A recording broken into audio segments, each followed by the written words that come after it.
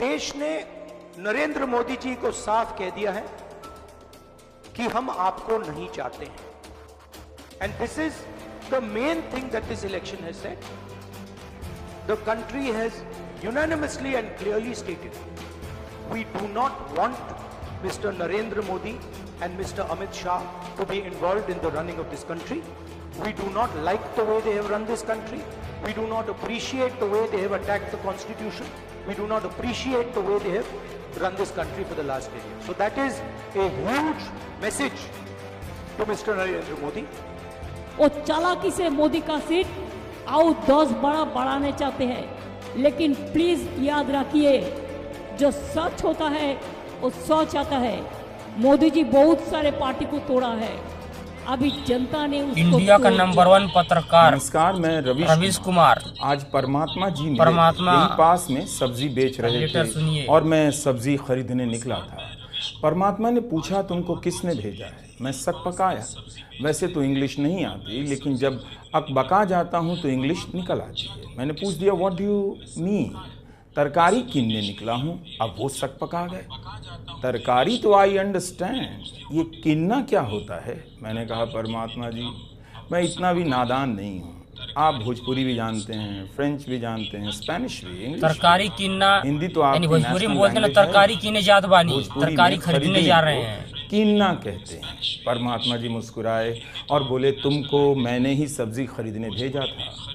हमने भी कहा जी, इसे लेकर कोई आर्गुमेंट नहीं है. आपकी बात का मैं कहाँ बुरा मानता हूँ. फिर उन्होंने कहा वत्स, मेरा एक काम करोगे.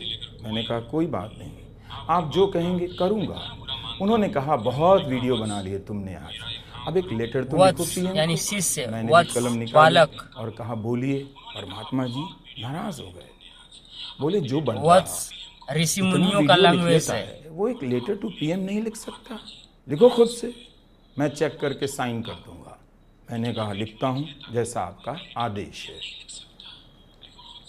Dear Narendra, this is me, God the परमात्मा who you claimed had sent you. I did not like your idea. I never give authorization letters to anyone to go around claiming at every toll and naka with this letter saying that they have been sent by me. Paramatma never does such things. Paramatmas are of a different class. They stay away from Mrityu Loka and read only shloka. Ravish Kumar ही लिख सकता है, बेचारा अच्छे पत्रकार है. Narendra, follow करो बेचारे को. हिंदी में भी कहना चाहता हूँ, मैंने आपको नहीं भेजा. और हमारे चैनल को सब्सक्राइब कर देना, ले लिया, मेहरबानी. मुझे धोखा दिया. यह पत्र मैं इस लड़के से इसलिए लिखवा रहा हूँ क्योंकि यही लिख सकता है. जम्बू द्वीप का एक नियम है, यहाँ जो आता है सबको जाना पड़ता है. कुर्सियाँ बदलती रहती हैं, कुर्सी पर बैठने के नियम बदलते रहते हैं. जगत की सारी शक्तियाँ ज़रूर मुझ में निहित हैं, मगर अलग अलग भूखंडों पर मनुष्य ने अपनी शक्तियों को संचालित करने के लिए संविधान बना लिए हैं. उससे ऊपर कोई भी शक्ति नहीं. परमात्मा भी जब धरती पर आएंगे तो अब उन्हें भी लोकतंत्र में काम करना पड़ेगा. संविधान का पालन करना होगा, क्योंकि संविधान ही विधान है.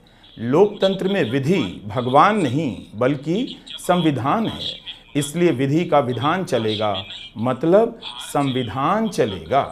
इस चुनाव में जनता ने बता दिया है कि उसका परमात्मा कौन है. संविधान उसका परमात्मा है और आत्मा उसकी नागरिकता है. मुझे कन्याकुमारी बहुत पसंद है, लेकिन जब आपको काशी में होना था तब आप काशी में नहीं थे. बाबा की नगरी में बाबा बन के घूम सकते हैं, बाबा की नगरी में पाखंडी बन के नहीं घूम सकते हैं. आप मतदान के दिन काशी छोड़कर चले गए. काशी में आपको वोट कम मिला. आपने सोचा काशी की जनता ने आपको वोट कम क्यों दिया. उमर खालिद बेगुनाह जेल में बंद है 3 साल से बेचारा. मगर बाबा के आदेशों का पालन सबको करना पड़ता है. उनका यही आदेश है कि किसी दूसरे दल का घर मत तोड़ो, किसी को जेल में मत डालो, किसी की सरकार मत गिराओ, किसी पत्रकार को मत सताओ. वोट आपको मिला है, अपनी सरकार चलाओ.